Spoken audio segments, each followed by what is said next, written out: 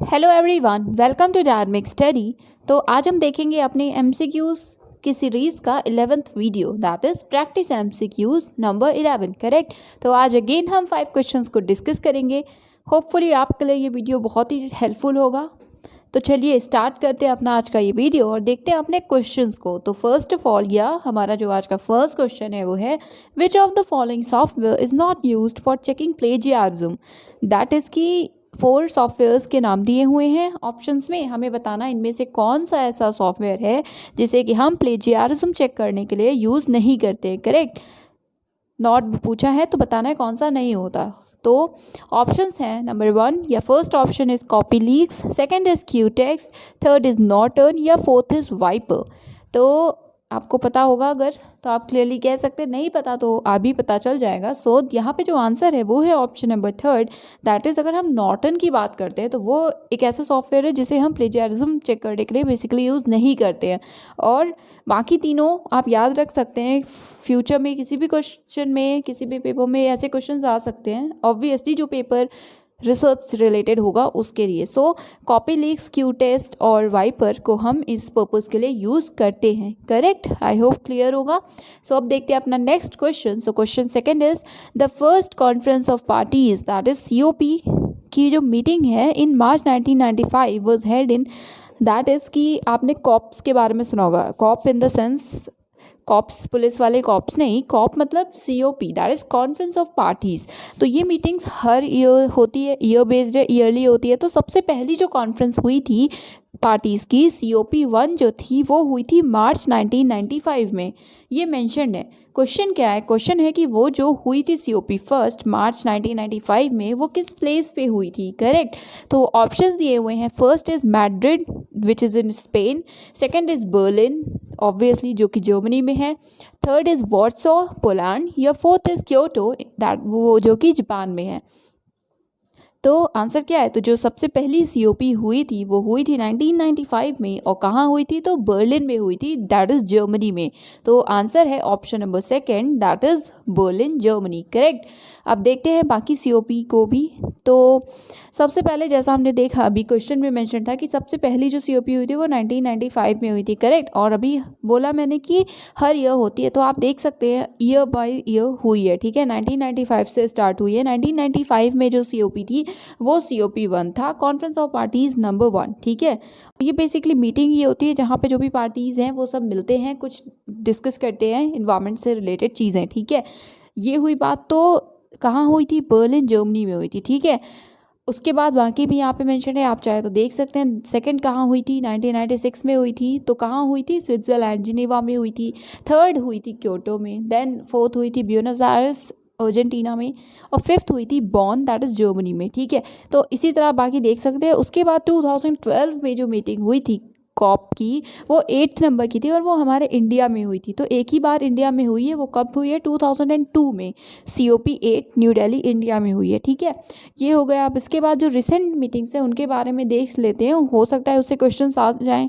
तो आप देख रहे हैं ईयर बाय ईयर सब वही है कि 1995 से स्टार्ट हुआ, देन 96, 7, 8, 9, 2000 फिर कंटिन्यूसली हुई है। ठीक है, 2008 तक इधर है। फिर नेक्स्ट देखते हैं। सो 2009 में कहाँ हुई, तो COP 15 हुई है कोपेनहेगन में। ठीक है, उसके बाद जो अब रिसेंट है वो इम्पॉर्टेंट है। तो सबसे रिसेंट कौन सा होगा, वही जो इस साल हो, दैट इज़ 2020 में। लेकिन आपको पता है 2020 की सिचुएशन कैसी रही है, पूरे ही 2020 की पैंडमिक की वजह से सारी ही चीज़ें या तो पोस्टपोन हुई हैं या तो कैंसिल हुई हैं। तो यही हाल हमारे COP का भी हुआ। जो भी कॉन्फ्रेंस ऑफ पार्टीज़ की मीटिंग्स थी नंबर 26, उसके साथ यही हुआ। वो होनी थी पहले नवंबर 2020 में, इसीलिए यहाँ पे मैंने 2020 ही लिखा है। सो होनी तो 2020 में थी, बट पैंडमिक की सिचुएशन हुई, इसके वजह से उसे डेट को या फिर इस मीटिंग को बढ़ा दिया गया। अब ये मीटिंग होगी नवंबर 2021 में, दैट इज़ अगले साल। ठीक है, तो यही मेंशन है 1 से 12 नवंबर 2021 में होगी। कहाँ, तो ये होगी Glasgow UK, sorry United kingdom. ठीक है, तो यहाँ होगी। और लास्ट मीटिंग जो हुई है वो हुई है COP 25 2019 में। वो कहाँ हुई है, तो वो हमारी मैड्रिड स्पेन में हुई है।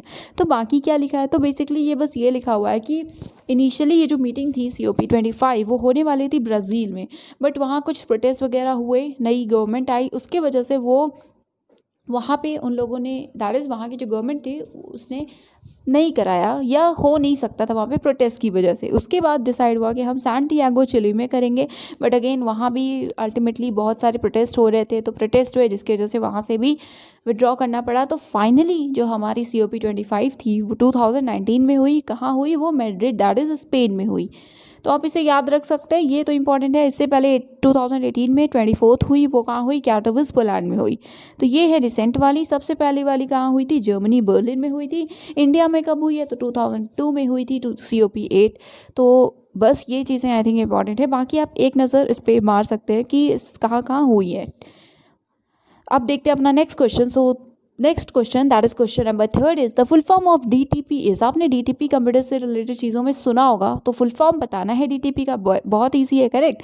तो ऑप्शन है, सबसे पहला फर्स्ट ऑप्शन है desktop printing, second is desktop publishing, third is digital printing, या फोर्थ इज डिजिटल पब्लिशिंग। सो यहाँ पे जो हमारा आंसर है वो है option number second, that is DTP का जो फुल फॉर्म है वो डेस्कटॉप पब्लिशिंग होता है। तो DTP होता क्या है? तो आप देख सकते हैं बेसिकली एक एप्लीकेशन है।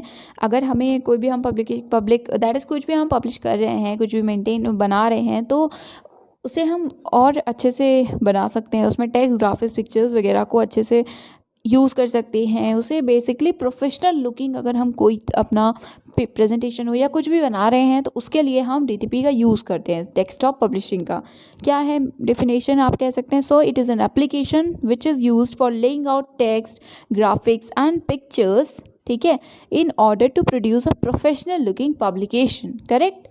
तो ये हुई बात DTP की। सो क्वेश्चन नंबर 4 देखते हैं। सो ये क्वेश्चन है कन्वर्जन से रिलेटेड, दैट इज़ कि हमें 14 जो नंबर है 14 उसे हमें बाइनरी फॉर्म में कन्वर्ट करना है। बताना है कि इसका आंसर उनमें से क्या होगा। तो अकॉर्डिंगली ऑप्शंस दिए हैं। सबसे पहला है कि 1110, देन सेकंड है 1011, थर्ड है 1101, या फोर्थ है 0111। तो आपको पता होगा अगर हमें किसी डेसिमल नंबर को बाइनरी फॉर्म में कन्वर्ट, पहले तो बाइनरी क्या होता है? तो 0 या 1 के फॉर्म में जब हम इनपुट करते हैं या फिर कोई भी नंबर है उसे रिप्रेजेंट करते हैं 0 1 के फॉर्म में, तो वो हमारा बाइनरी फॉर्म होता है। अब अगर हमें किसी डेसिमल नंबर को हमें बाइनरी फॉर्म में कन्वर्ट करना है, तो उसे हम क्या करते हैं? तो बेसिकली LCM से होता है ये।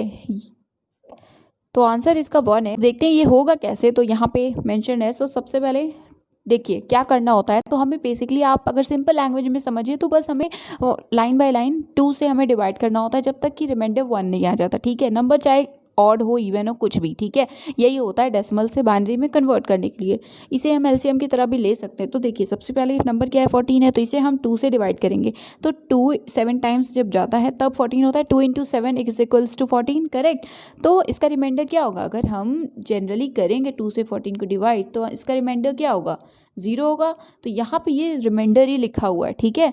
ये हुआ। उसके बाद हम 7 को अगेन 2 से ही करेंगे, ठीक है। ये याद रखिएगा, सिर्फ 2 से ही करना होता है। तो अगेन 2 से जब हम करेंगे तो आपको पता है 2 × 3 = 6, तो 6 होता है। अगर 6 होता है, यहाँ पे 7 है, तो 1 रिमाइंडर हुआ, करेक्ट। तो यहाँ पे आपको 1 दिख रहा है, यही यहाँ पे अलग से बस लिखा हुआ है ताकि एट द एंड हमें कोई भी कन्फ्यूजन ना हो। सो 2 × 7 यहाँ पे 0 रिमाइंडर है, फिर हम 3 होगा तो यहाँ पे 1 रिमाइंडर, उसके बाद 3 बचा है तो 2 से हम करेंगे। 2 × 1 2 होता है, रिमाइंडर क्या बचा? 1 बचा, करेक्ट। आई होप क्लियर होगा।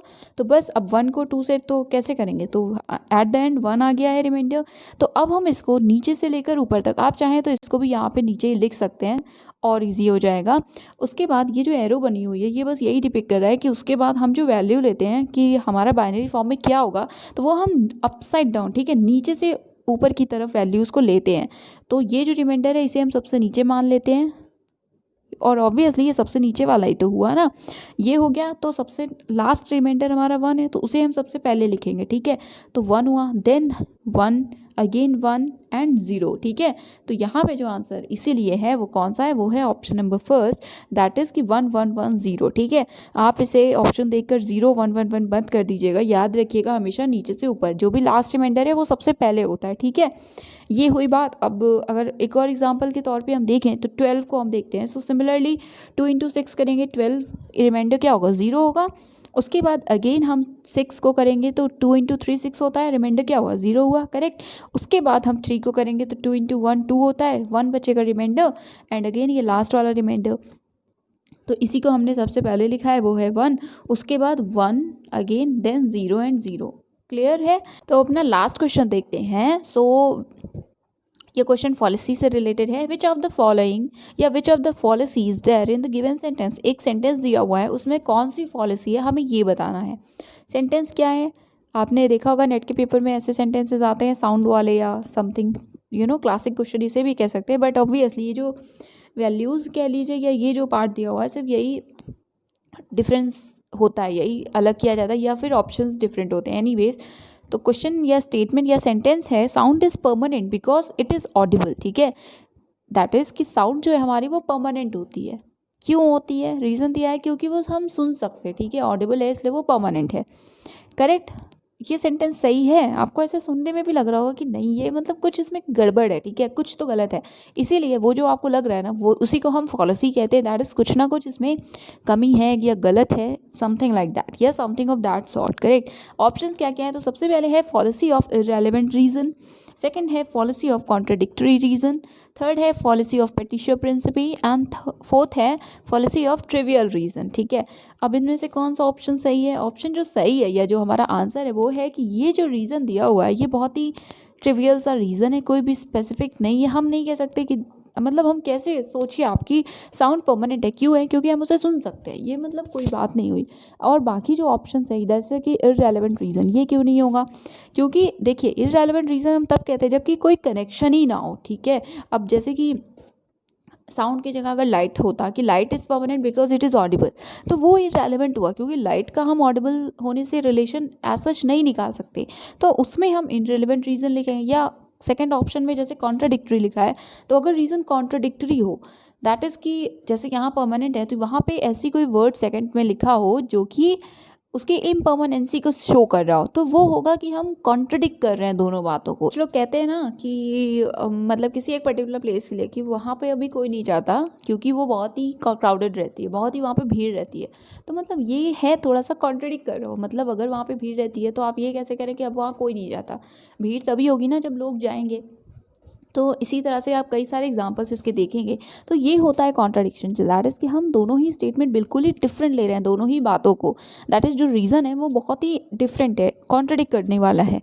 तो ये होता है। और पेटिशो प्रिंसिपी तो आपने एजर्शन वाला सुना होगा कि हम कोई चीज़ बार बार एसर्ट कर रहे हैं, घुमा घुमा के सेम चीज़ को ही हम जैसे सही करने की कोशिश कर रहे हैं। दैट इज़ कि एक कोई एक्स चीज़ है वो सही है, ठीक है, और कोई और पर्सन आ गया नहीं नहीं सच में ये वाली बात सही है, ठीक है। तो मतलब बेसिकली एजर्शन वाले को ही बार बार अगर हम सर्कुलर वे में उसे कह रहे हैं, सेम बात को एजर्ट कर रहे हैं ताकि सामने वाला मान ले, वो होता है हमारा पेटिशो प्रिंसिपी। और जो हमारा आंसर है वो है ट्रिवियल रीज़न। दैट इज़ कि ये जो रीज़न है वो एज सच कोई इंपॉर्टेंस नहीं रखता है, बहुत ही इसकी कम इंपॉर्टेंस है, वैल्यू नहीं है, इसलिए ये हमारा आंसर है। तो जो आंसर है वो कौन सा है? वो है option number 4, that is policy of trivial reason. Correct? तो यस, ये थे हमारे आज के 5 क्वेश्चंस। कोई इशू है तो आप उसे कमेंट सेक्शन में बता सकते हैं, और अगर वीडियो पसंद आता है तो इसे लाइक और शेयर भी कर सकते हैं। ठीक है, so thank you so much, keep on watching, keep on learning.